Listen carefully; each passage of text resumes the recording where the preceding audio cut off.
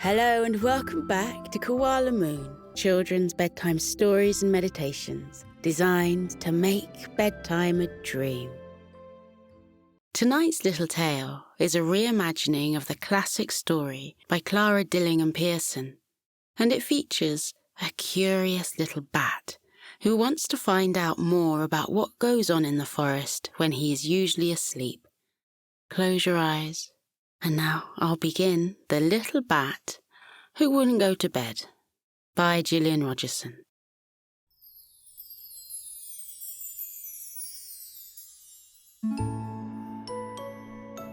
The eastern sky grew brighter as the sun woke up and got ready to shine its light across the forest. A family of bats flew through the sky and towards their cozy cave, ready to settle down in their beds. They'd had an amazing night, flying through the starlit forest, and had mingled with fireflies and talked to owls. Mama Bat looked back at her children who were flying behind her and said, "Hurry up now, please. The sun will be rising over the horizon soon, and we need to be in our beds." Some of the young bats asked if they could have a bedtime story, and Mama Bat said, of course they could, but only if they hurried up a little. "Before I tell you a bedtime story, you'll need to get into your pajamas, wash your face, and brush your teeth." Hearing that, the bat children moved more quickly through the sky. Apart from one. One of the little bats didn't hurry up at all. In fact, he actually flew slower. He gazed down at the forest below him with an interested look on his face. Mama Bat noticed what the little bat was doing and said to Papa Bat, "Please fly over to our youngest bat and see why he's slowing down. I can tell by the look on his face that something is on his mind. I'll take the rest of our children home and get them ready for bed." Papa Bat chuckled and said their youngest bat was certainly a curious one, and most likely had something on his mind again. The little bat always had questions about the world, and his parents did their best to answer his questions. They didn't mind, because the little bat's curiosity was one of the things his family loved about him. Papa Bat flew over to the little bat and asked why he wasn't hurrying home like his brothers and sisters. "Aren't you tired? We've been out flying for hours," Papa Bat said. The little bat nodded. "I am tired, but I'm not ready for bed yet. Father, look down at the forest. There are so many animals down there whom I've never met. Animals who come out in the day when we're asleep. I've heard the snowy owl talk about them because she's awake in the day sometimes and she's seen them.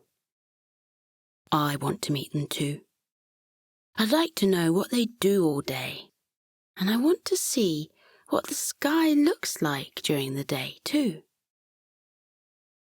The little bat slowed down even more as he looked down at the forest. He asked his father if he'd ever been in the forest in the daytime. "I haven't," his father replied. He knew his youngest bat wouldn't rest until he knew the answers to his questions. "Would you like to visit the animals of the day and talk to them?" "Oh, yes, I would love that," the little bat said with a big smile on his face. "Do you want to come with me?" Papa Bat shook his head and yawned. "I'm far too tired.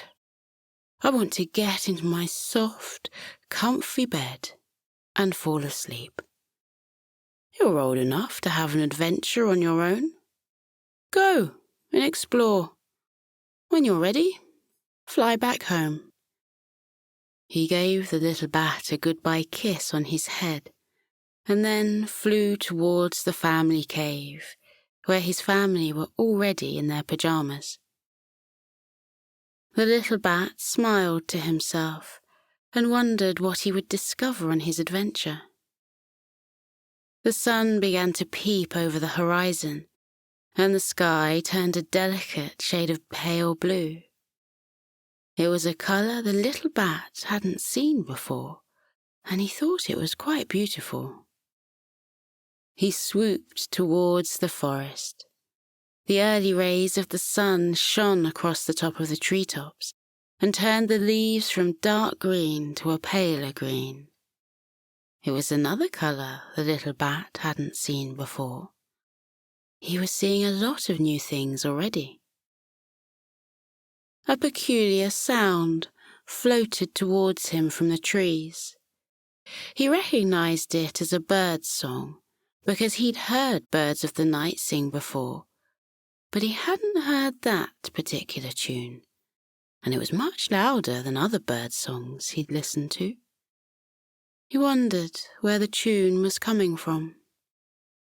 He followed the sound and came to a little brown bird who was sitting on a branch and singing joyfully.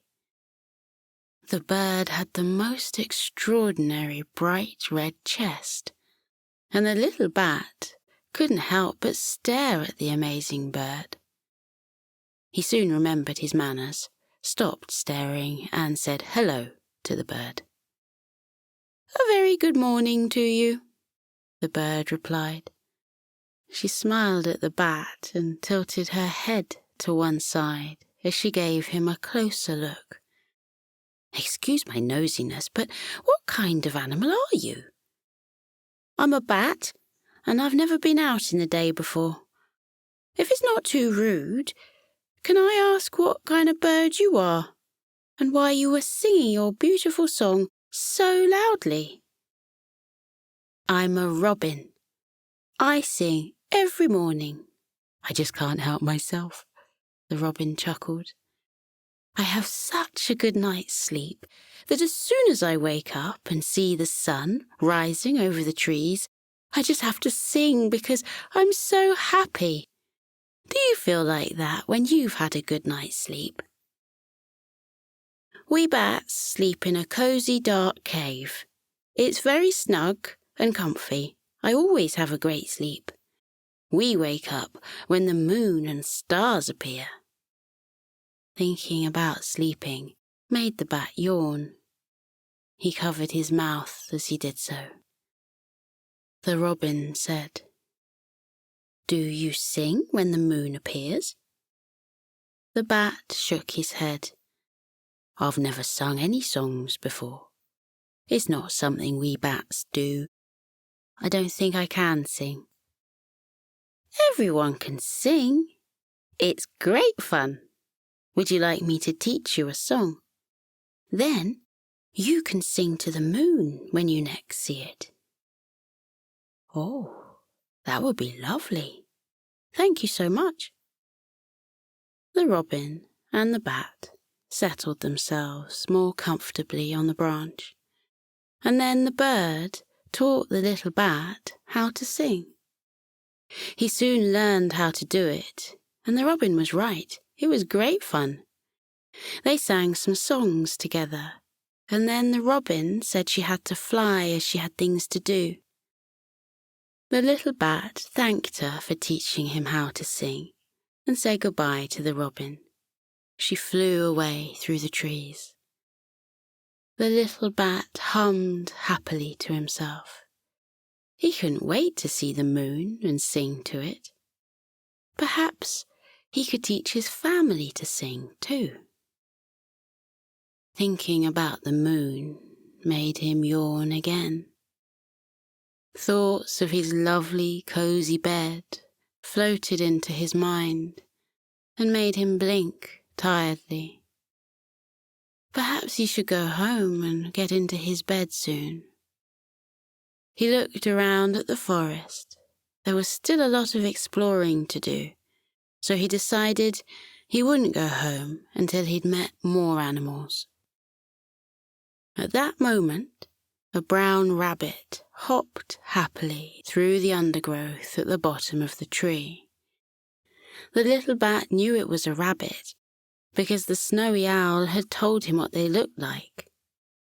He'd never seen a real rabbit before, so he flew off the branch and followed the rabbit as she hopped through the forest. The little bat called out a hello and said, "Could we have a little chat, please? I have some questions I'd like to ask you, if that's okay."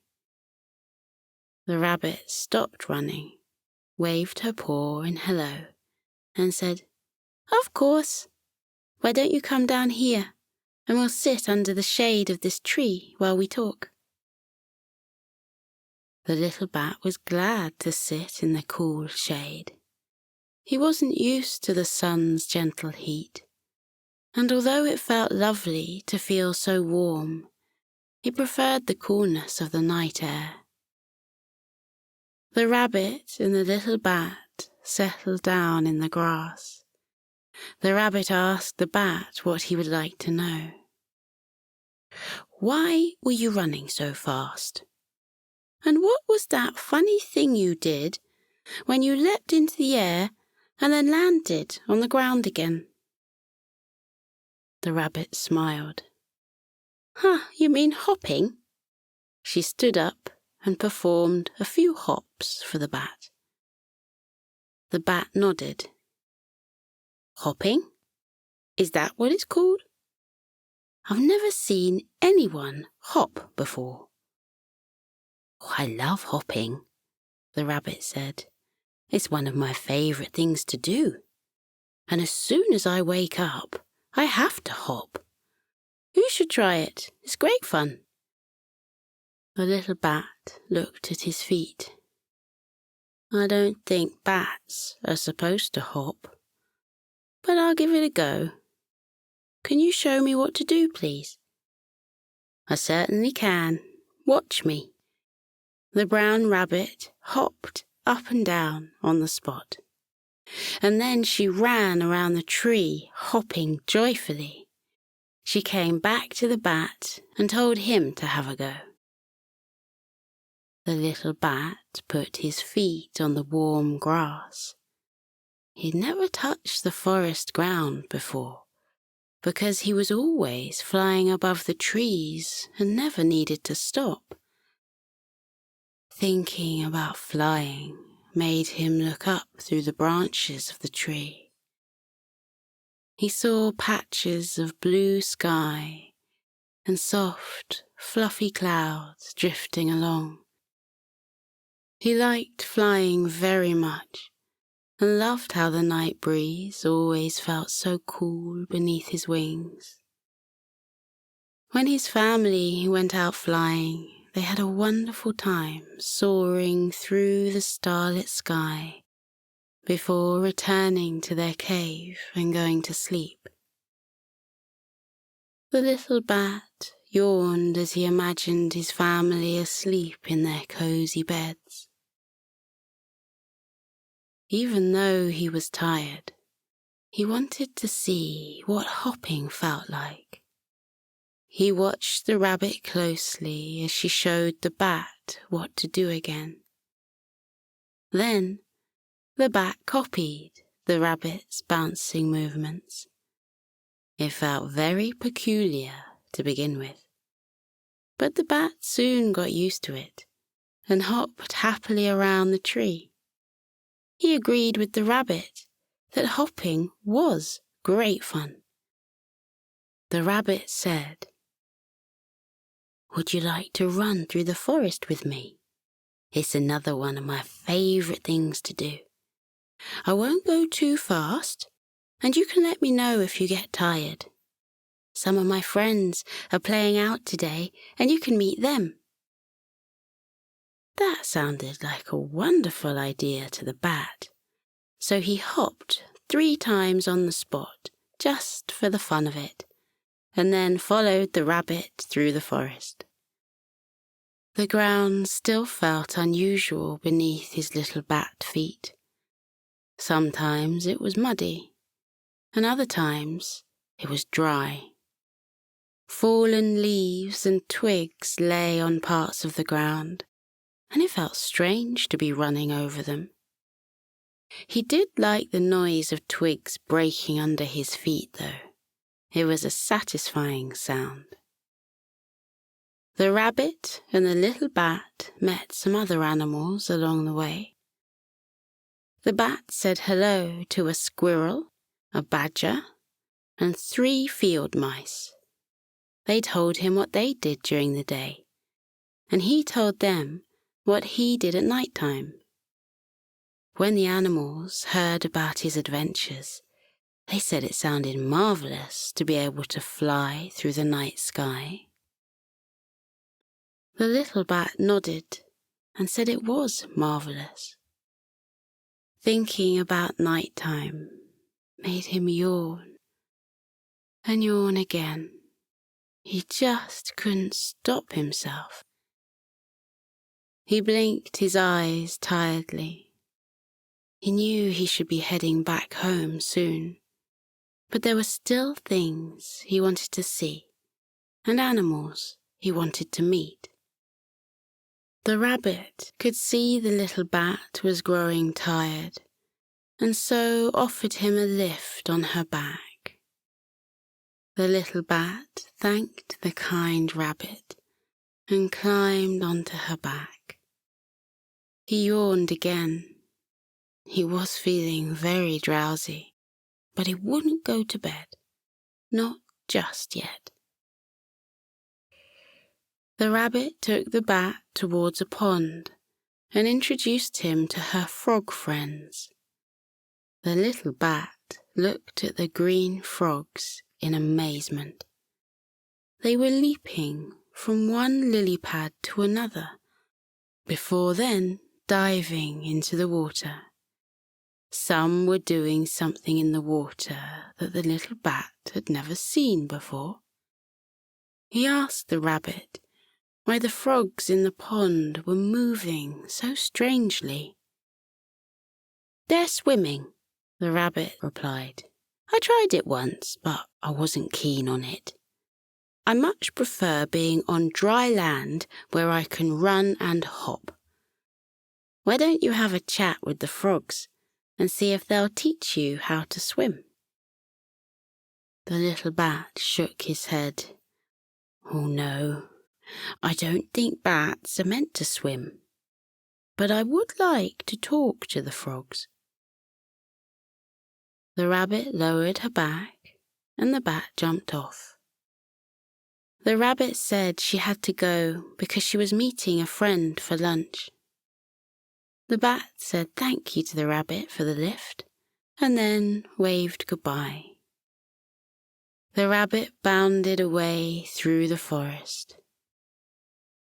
The little bat walked towards the frogs and introduced himself. The frogs said they were very pleased to meet him and announced they'd never seen a bat in the day before. One of the frogs said, "I've seen bats flying through the sky sometimes when I'm in my bed. Tell me, what does it feel like to fly through the night sky like that? Can you touch the stars?" The little bat smiled. "Not quite, but sometimes it feels like I can. It's wonderful flying through the sky at night. The whole forest is covered in darkness, and if I fly low enough to the trees, I can hear animals snoring in their sleep. The smell of night is different to the day, and so are the sounds." He told them more about his nighttime journeys and how he went flying every night with his family and sometimes with his friends too. He described his cave and how cozy and snug it was. He sighed happily. The frogs sighed too, and said the bat was lucky to be able to fly in and out of the stars every night. The bat agreed. "But you're lucky to be able to swim in your pond. It looks like you're having a wonderful time in there." A frog nodded. "Yes, we love swimming. It's the first thing we do when we get up after a good sleep. We swim all day, and sometimes we hop onto the lily pads and jump around for a while, and then we swim again." The little bat said, "I can hop too. The kind rabbit who brought me here showed me how to do it." He hopped up and down. The frogs were very impressed and asked the bat if he could swim as well. The bat looked at the clear water in the pond. "Bats are not meant to swim. At least, I don't think so. But we're not meant to hop either, or be out during the day. Is swimming a difficult thing to do?" "Not at all. Watch us. We'll stay right next to you in the water, and if you need to get out, we'll help you. Swimming is great fun." The bat walked carefully over to the pond and lowered his toe into it. The water was cool and inviting. He put his whole foot in, and then his other one. It felt strange, but in a nice way. With help from the friendly frogs, the little bat went further into the water and copied the frogs as they swam slowly across the pond. It was a bit tricky at first, but he soon got the hang of it. And the frogs were right. Swimming was great fun. The little bat discovered he was extremely good at swimming, especially on his back. He floated on his back and stretched out his wings in the cool water. He gazed at the blue sky. It was a lovely shade, but he preferred the darker skies because that's when the moon and the stars were out. He drifted effortlessly across the water, lost in his thoughts. He remembered the wonderful evenings he'd spent flying with his family, and how beautiful the big moon had looked, and how the stars twinkled so brightly. He thought about the calming noises of the night that drifted up from the forest, the sound of foxes wandering through the grass, and the soft hoots that came from owls. They were such soothing sounds, and always made him feel peaceful and calm. He closed his tired eyes and continued to drift across the pond. The frogs chattered quietly at his side. He felt more and more relaxed. From somewhere came the soft call of an owl's hoot. It was a noise that made the little bat smile gently, and he imagined himself back in his cozy cave with his family. He felt himself drifting into sleep. He was so very tired. He felt a tap on his wing and opened his eyes. A frog was looking at him with a soft smile on her face. She said, "It's time for you to go home and get into your bed, little bat." The bat yawned. "But But I don't want to go to bed. I want to stay awake and have more adventures. I know, but everyone has to sleep. Don't you love going to sleep in your soft bed?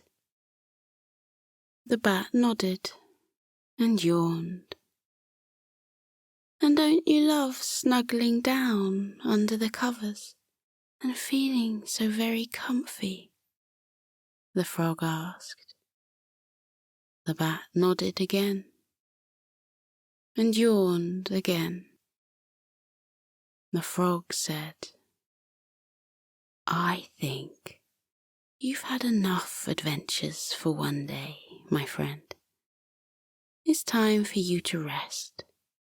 And when you've had a good sleep, you'll be ready for more adventures. The bat liked the sound of that. I can't wait to tell my family and friends what I've been up to. And I'll show them how to sing and hop and... He let out a great big yawn. The frogs gathered around him and helped the little bat move over to the side of the pond. Then they gently helped him climb out of the water. He blinked tiredly and thanked them for their assistance. He was so very, very tired. He realized the friendly frog was right. It was time for him to go home and get into his bed.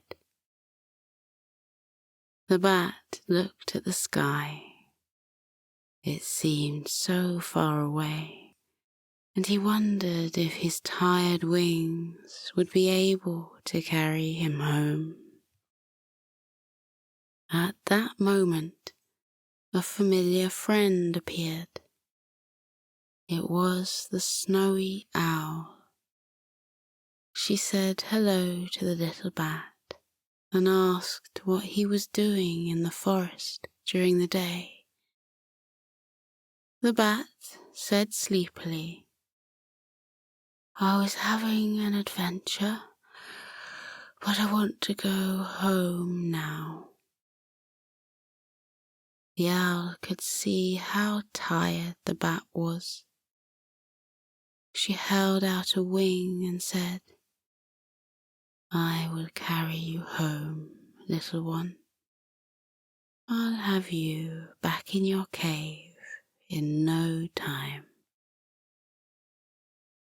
The little bat was far too tired to say thank you, so he gave the owl a slow, sleepy smile instead. He moved closer to the owl's open wing and tucked himself inside. Her feathers were soft and fluffy. The little bat closed his eyes and rested his head on the feathers.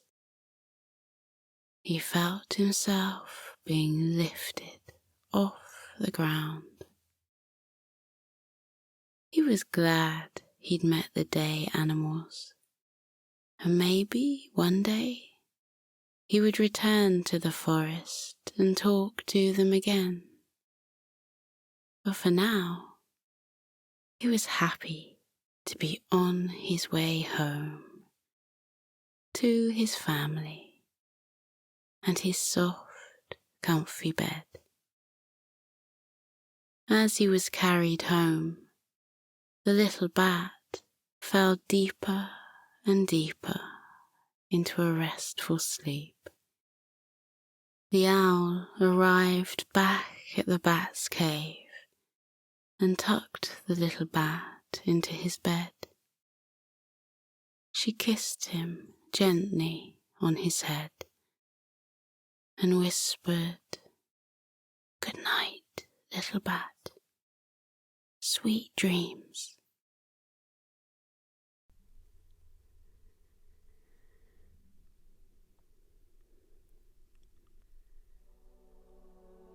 Now we're floating into a deep and peaceful sleep. Feel how your muscles are relaxing. Your arms are heavy and your legs are too, as they loosen and release any tension remaining from the day. Feel how you let your body fall into the cozy warmth of your bed. Close your eyes. Let your eyelids be heavy. Breathe deeply. Breathe in and out. Breathe in and out as you continue to breathe deeply, and as you keep feeling how your body becomes soft and heavy with sleep. Let your mind drift away. That is the wonderful secret about sleep. While your body rests, lying heavily in your bed, your mind is set free, like a bird taking flight from a branch and flying up and up and up into the air. Feel how your mind loosens now, like a balloon that has been untied from a fence, and floats up and up and up like a bird. Up and up and up it floats towards the sky until it reaches up into the clouds. Imagine that you have risen up high above the world and your head has poked up through the clouds. Then spread out all around you in the silvery moonlight, white fluffy clouds that look like cotton wool or marshmallows. They look so soft and squishy. You can lie back on them and roll around in them. Try it now. Lie back in the soft cradle of the clouds. Feel how they swirl and wrap around your body, holding you gently in the world of sleep. Clouds come in all shapes and sizes. Some are big and fluffy, some are slender wisps. Some look like puffy mushrooms, and others look like paintbrush strokes that have been left on the dark sky. Let your body relax. Let your mind relax too. Let your mind float off into sleep. You are peaceful. You are safe. You are being held in the cozy warmth of sleep. With your eyes closed, let your mind drift up, up, up and away.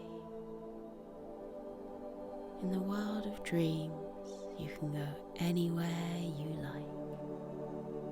You can float on blue oceans with ripples and tufts of waves. Or you can visit castles built in the sky with spiraling turrets and drawbridges over sparkling moats. Or you can wander into the peaceful woods where the birds are twittering and the trees are dense with dark green leaves. Breathe in and out. Breathe in and out again as you fall more deeply into your cozy sleep. And with your eyes still closed, take a look around with your mind at where your dreams have taken you. When I fall asleep, I dream that I've gone to a world high up in the clouds. Sometimes the clouds are dappled silver from the moonlight. Sometimes they're soft pink and gold, reflecting the light of the twinkling stars. What form do your dreams take? Where does your mind go when you fall asleep?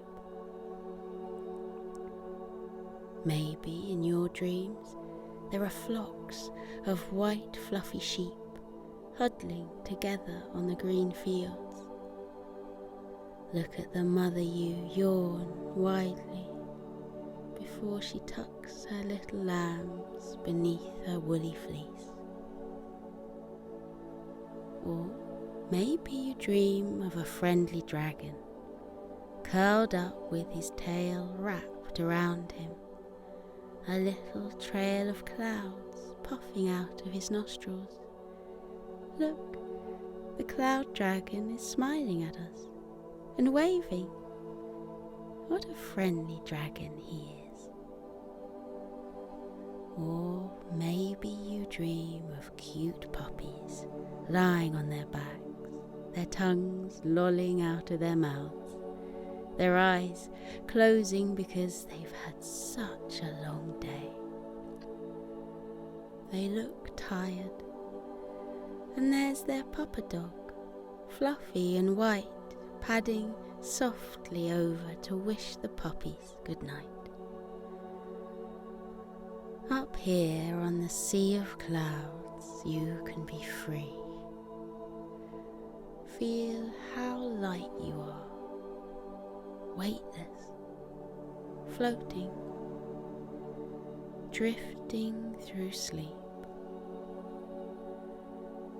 Feel everything heavy from the day lift off you and drift away, taken away by currents until they disappear over the bank of clouds. Any worries you have been having, watch them float away.